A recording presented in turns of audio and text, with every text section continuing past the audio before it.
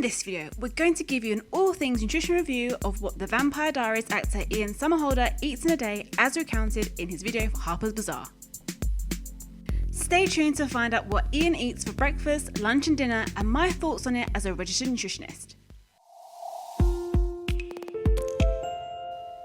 Recounting what he eats in a day, Ian said, "The first thing I do when I wake up, it's kind of strange. So I have a first breakfast and a second breakfast. He starts off with, I eat that much. So I usually have a broth first thing in the morning with a bunch of supplements like vitamin stuff and green juices with my tea."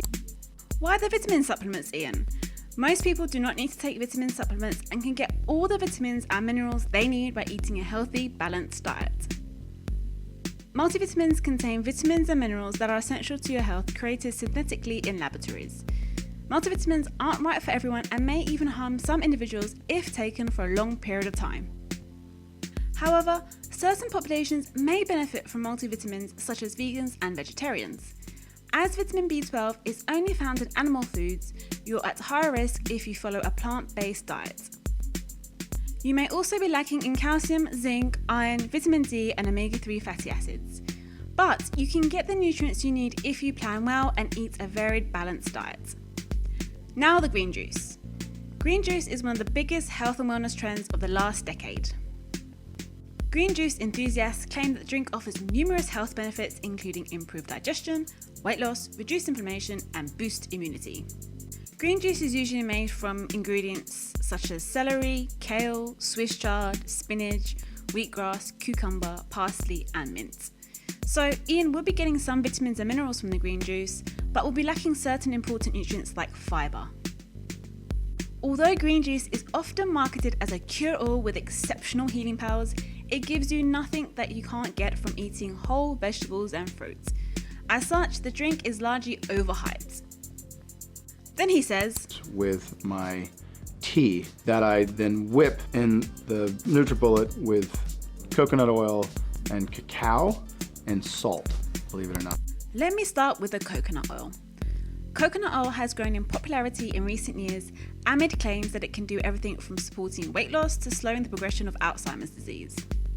In a nutshell, while it might be nice to put on your skin, there is no strong scientific evidence to support health benefits from eating coconut oil.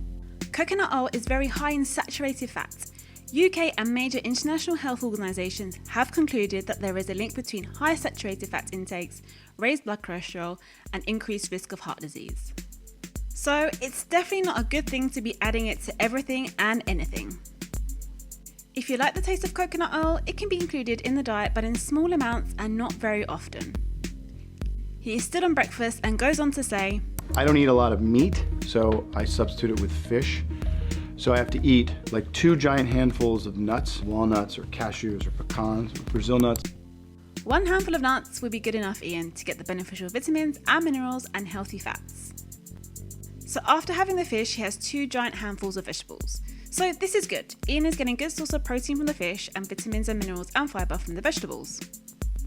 But no mention of a substantial source of carbohydrates. Carbohydrates are needed for energy and as a fuel for the brain. He then goes on to say, We also make a lot of our own stuff, so she makes me these like amazing chia puddings with coconut milk and chia and cacao and salt.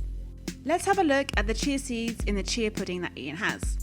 For such a small seed, chia seeds contain some important nutrients.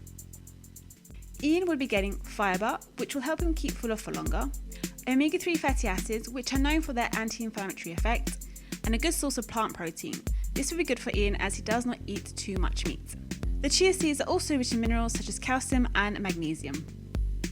So Ian will be getting some goodness from the chia pudding. Then he says, Twice a week I'll eat just massive huge stacks of pancakes, but it's only like twice a week. This sounds like he's binging out. This can happen when you restrict yourself from a food group or a certain food. It seems he's restricting himself from carbohydrates, so overcompensating with a huge stack of pancakes, which is not a good thing. Then he'll have his first coffee. I do a lot of coffee and tea. Okay, so there has been research to show that thanks to its high levels of antioxidants and beneficial nutrients, coffee seems to provide some health benefits. But moderation is key. As we continue to watch Ian's food diary, it is clear that he likes his teas and coffee and has a lot in one day. This may be because he's trying to compensate for the lack of carbohydrates with caffeine for energy. If you haven't watched that video, Is Coffee Good For You? I'll leave a link in the description below where I go into more detail about the potential health benefits of coffee. He then mentions, oh, I forgot. The other thing in the morning I do, half a lemon, lukewarm water, and a quarter of a teaspoon of pink salt, because that just goes into your adrenals and just... So this sounds like he's having a lemon salt water flush. Many celebrities swear by it, and there are even diets based entirely on lemons. But does it live up to the hype? In short, no. Lemon water is a good way of keeping hydrated and can add a good amount of vitamin C to your diet, but that's about it. The idea of adding lemon to water to help detox your body is false. Your body naturally cleanses itself. Your gastrointestinal tract, liver and kidneys all help you detox. I go into more detail about lemon water in our video, Is Lemon Water Good For You? If you haven't watched it yet, I'll leave a link in the description below. He says he adds pink salt to lemon water. But is pink salt any better than regular salt? Well, pink salt is a type of salt that's naturally pink in colour and mined near the Himalayas in Pakistan. Many people claim that it's loaded with minerals and provides incredible health benefits. Pink Himalayan salt contains several minerals not found in regular salt.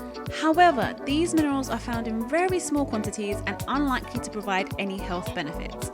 It's just an expensive way of adding salt. Using regular table salt is just fine. Breakfast is finally finished.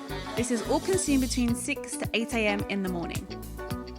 That's a lot of food and drink in 2 hours. After feeding the baby, he'll have more steamed or sauteed vegetables with a cup of tea. He then goes on to say, it sounds kind of insane, but when you eat really clean, you're eating tremendous amounts. So I'm definitely not liking the word clean. The word clean implies that you're not eating clean. What you're eating otherwise is dirty, lazy, or unhygienic, and that's simply not true. So I'm not a fan of the word clean when describing food. For lunch, he says, lunch, again, is going to be a fish, huge amounts of vegetables, sweet potato, quinoa, big white potatoes, and he'll be getting a good source of fiber, vitamin minerals from the potatoes and quinoa. He'll be getting a good source of carbohydrate that will give him energy. He says, I do a lot of coffee and tea, but I also mix it with a tablespoon of coconut oil. The infamous coconut oil again. This is just adding calories to your drinking. There is no science behind what he says. If you whip it, you're binding caffeine molecules to a fat lipid, so your body burns it slower and more evenly. You're still going to get the same dose of caffeine. Then he says, and people forget, yes, sugar is the devil. Sugar is not the devil. All sugars are not bad. It depends on where you get them from and of course how much of it you're eating. Yes, too much added sugar in your diet is associated with health risks such as obesity and weight gain. So that's the sugar you add to your coffee, the honey or maple syrup you drizzle over your yogurt. But sugar isn't the devil in food form. That's sugar that naturally occurs in whole foods such as fruits, dairy and even some veg. That's because it's balanced by other nutrition benefits. We as humans need sugar to power our cells and store energy. Then he goes on to say, massive, amazing stack of gluten-free pancakes with just fruit and maple syrup. Cheat meals are usually scheduled meals that include indulgent foods that wouldn't ordinarily be allowed on your diet. I'm not a big fan of the term cheat meal. The word cheat has a culturally negative connotation and is associated with feelings of guilt, and you shouldn't feel guilty about eating food. It could trigger unhealthy eating behaviours, especially in those who struggle with emotional eating or eating disorders. So I'm very wary about the use of the term cheat meal. I use either local honey. Also, using honey as a sugar alternative is not a healthier option. You might be getting some B vitamins from the honey, but overall, honey is still a form of sugar. Your body perceives sugar and honey added to foods the same way. He then says, dark chocolate, loaded with antioxidants. It's got some caffeine in it, but it's just so good for you. He says it is loaded with antioxidants, which is true to a certain extent. But again, moderation is key. It is still loaded with calories and easy to overeat. I don't have the time to go into detail about the potential health benefits of dark chocolate in this video, but check out our video, Is Dark Chocolate Good For You? I'll leave a link in the description below. He then goes on to say, cow, turmeric, honey, a little bit of salt. You can just mix it with hot water and shake it up, and it's like dessert, but it's loaded with all these huge superfood sort of properties. Okay, first off, there's no such thing as a superfood.